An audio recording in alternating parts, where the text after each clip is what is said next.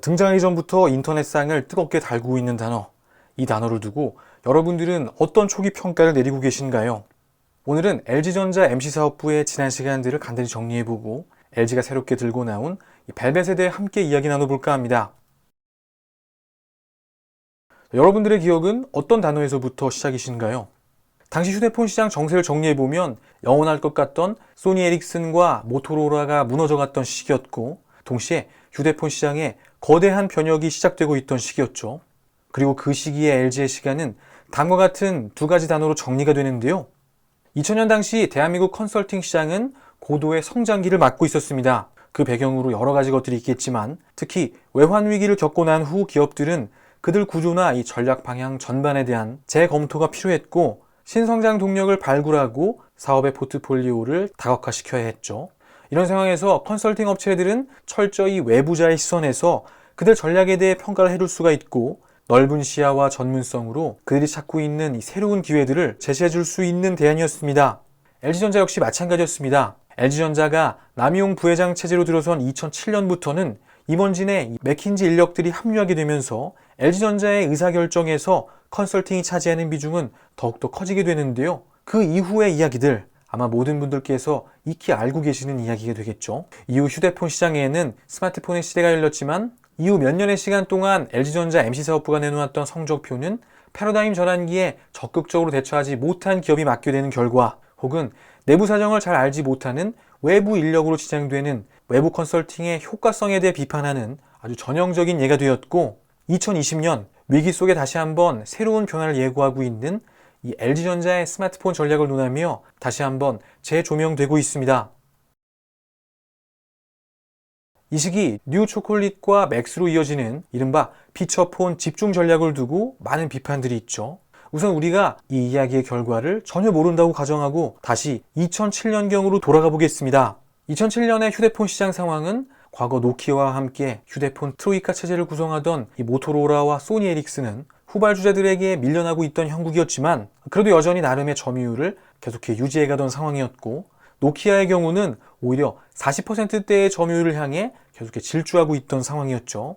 그런 상황에서 등장한 초창기의 스마트폰들은 흔히들 이야기하는 것처럼 초기부터 판매량이 그렇게 폭발적으로 증가하지는 않았습니다. 이런 상황에서 당시 LG전자 MC사업부의 임원진들이 더 고민스러웠을 부분은 스마트폰이라는 방향성 안에서도 수많은 경우의 수들이 존재했다는 것인데요.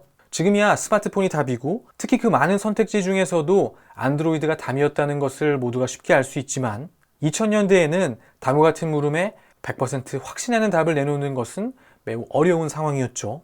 그리고 만약 이 스마트폰으로 더 큰 확신과 역량을 집중하고자 하는 의지가 있었다면 사실은 더욱더 그럴듯한 선택지가 있었습니다.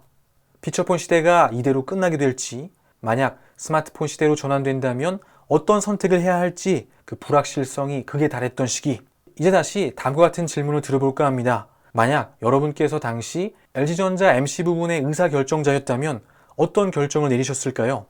당시 초콜릿이나 프라다폰과 같은 나름의 혁신을 통해 이 피처폰 시장에서 새로운 성장 동력을 확인한 LG전자 입장에서는 긴 호흡에서 이 차분하게 스마트폰으로 넘어가는 전략을 구상하는 것, 그 이후의 결과를 떠나 충분히 합리적인 의사결정이었다고 생각합니다. 게다가 실제로 당시 LG전자는 우리가 흔히 생각하는 것처럼 스마트폰으로의 패러다임 전환을 완벽히 무시하고 무조건적으로 피처폰에 올인하였다기보다는 나름의 전환 전략을 이행하고 있던 중이었습니다. 그리고 2007년부터 3년간 LG전자 MC사업부가 내놓았던 실적도 나쁘지 않았죠. 문제는 그 이후의 3년인데요. 2007년을 스마트폰 태동기로 구분한다면 2010년은 보다 본격적으로 스마트폰 보급이 시작되는 해였는데, 스마트폰 시장으로의 미래를 확인한 수많은 기업들의 시장 진입이 이루어지고 경쟁이 치열해지면서 시장은 엄청난 성장을 이뤄낼 수 있었지만, 반대로 시장 속의 개별 기업들의 출혈은 걷잡을 수 없이 극심해지던 시기였습니다. 사실상 스마트폰 시장을 연 애플, 이에 맞서는 안드로이드 연합의 맹주 삼성 정도를 제외하고는 거의 모든 기업들은 해당 시기 숙명적인 적자를 감내해야 했는데, LG 역시 마찬가지였죠.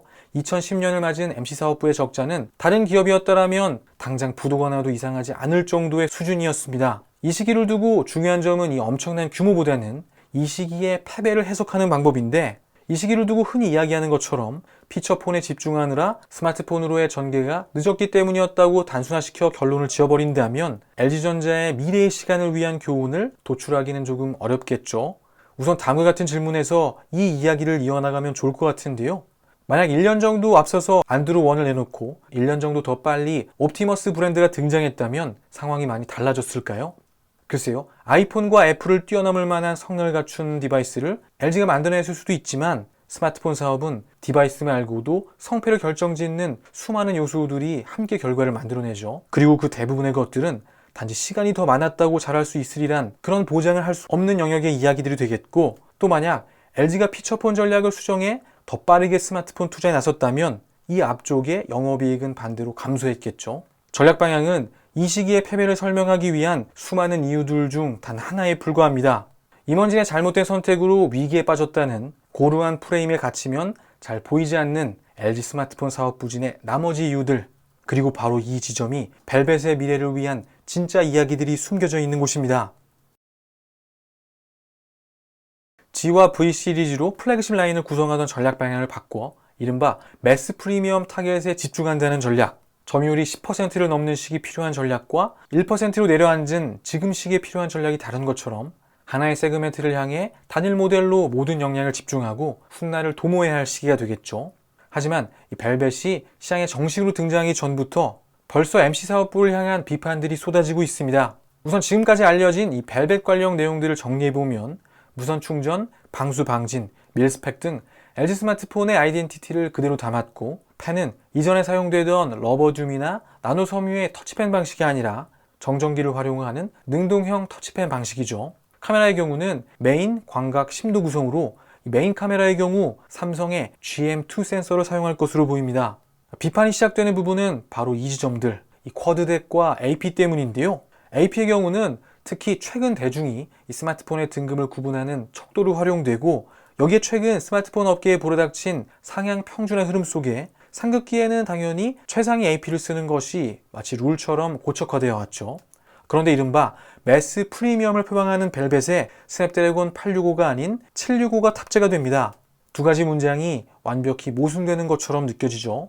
여기에 아직은 확실치는 않지만 마치 LG 스마트폰의 상징과도 같던 쿼드덱이 탑재되지 않을 것이라는 이야기가 겹쳐지면서 LG전자의 새로운 전략 방향은 등장하기도 전에 수많은 비판 속에 놓여 있는데요. 하지만 비판의 중심에 놓여 있는 해당 결정 속에 저는 오히려 이번 변화는 어쩌면 조금 다를 수도 있을 거라는 긍정적인 메시지도 함께 읽고 있습니다. 우선 LG가 눈으로 보이는 숫자들, 하드웨어와 스펙을 선택하지 않았다는 것부터 이전과는 완벽히 다른 모습이 보이죠. 그리고 그 내용들을 조금만 더 자세히 살펴보면 이러한 결정이 꽤나 의미 있는 이야기를 담고 있다는 것을 유추해 볼 수 있는데, 우선 이 700 시리즈 스냅드래곤의 경우 기본적으로 800 시리즈에 비해 앞선 전력 소비 효율을 가지고 있죠. 여기에 함께 고려해야 할 사실이 지금이 5G 전환기라는 사실입니다. 우선 스냅드래곤 865는 별도의 X55 모뎀을 사용하죠. 따라서 여전히 전력 소모에 대한 부담이 따를 수밖에 없는 선택지이고, 반면에 765는 X52 모뎀을 원칩으로 구현해낸 모델입니다. 따라서 특히나 이번 시리즈의 경우 이 전력 효율 차이가 커지게 되는데요. 벨벳으로 LG가 시장에 보여주고 싶은 방향은 확실히 이전과는 다를 것이라는 확신이 드는 부분입니다. 쿼드덱 역시 마찬가지인데요. 과거에 LG가 내놓았던 이 쿼드덱이 의미가 있었던 이유는 당시 AP 제조사들은 이 음질에 대한 부분을 아주 크게 신경 쓰지는 않았기 때문인데, 이제 시대가 많이 달라졌죠. 스냅드래곤 765의 내장 덱으로도 충분한 수준의 음질을 구현할 수 있는 시대에 와 있습니다. 오히려 그 덱을 활용하는 엔지니어링 능력에 더 많은 것들이 좌우되는 시기이죠. 벨벳이 쿼드덱을 정말로 빼놓고 나올 것인지는 모르겠지만, 그렇더라도 이 쿼드덱을 빼고도 휴대폰 잭을 빼놓지 않은 이유가 분명히 있을 거라고 생각합니다. LG전자 현업자들이 이 스냅드래곤 745와 쿼드덱의 의미를 몰랐을 리가 없죠. 그럼에도 겉으로 보이는 숫자, 훨씬 더 쉬운 방법을 택하지 않은 LG전자, 스냅드래곤 765를 썼기 때문에 이미 그 디바이스는 매스 프리미엄이 아니라고 주장하는 사람들, 그래서 벨벳을 구매하지 않을 거라고 말하는 사람들이 있다면 벨벳이 매스 프리미엄인 이유, 그래서 구매해야 하는 다른 이유를 시장에서 보여주면 되겠죠. 성패는 결국 결과론이고 방향은 단지 성패를 결정짓는 하나의 요소에 불과하다는 이야기. 그리고 무엇보다 더 중요한 것은 출시 전부터 쏟아지는 비판에 어렵사리 정한 LG전자의 방향이 흔들려서는 안 된다는 점이 되겠는데요. 맥킨지와 초콜릿, 그 시절의 이야기가 주는 진짜 교훈들이 바로 이 지점에 놓여 있습니다. 거의 완성에 도달한 것처럼 느껴지다가도 정말 단 1%가 아쉬웠던 시간들. 저는 이 시간을 상대적으로 적은 인력, 상대적으로 열악한 환경 속에서도 꿋꿋하게 버텨왔던 시간으로 기억합니다. 그리고 이제 수없이 많은 제품으로 흩뿌려졌던 LG전자의 개발 역량이 하나로 집중되는 시간. 벨벳의 진짜 의미는 바로 여기에 있는 것이죠. 물론 방향이 성패를 결정짓는 전부가 아닌 것처럼 이제 나머지의 이야기들은 LG전자가 시장에서 증명해야겠는데요. 안드로이드 폰이 아닌 뉴 초콜릿으로 방향을 잡은 이후에도 그 결과를 뒤바꿀 수많은 기회들이 있었다는 점 반드시 잊어서는 안 되겠습니다. 그리고 이 시점, 그 시절 3년의 시간이 주는 또 한 가지 중요한 교훈은 아직 이 게임이 끝나지 않았다는 것인데요. 애플과 삼성, LG, 살아남은 새 기업들의 이름 너머에 있는 사라져간 수많은 이름들이 의미하는 바는 명확하죠. LG전자는 전투에서 패했을 뿐 아직 전쟁에서 패배한 것은 아닙니다. 그리고 지금은 아직 남아있는 가능성에 집중해야 할 시간. LG전자 MC사업부를 향해 들려오는 비판이 눈 녹듯 사라지는 2020년이 되길 기원하며 오늘 시간 마치도록 하겠습니다. 오늘도 행복한 하루 보내십시오.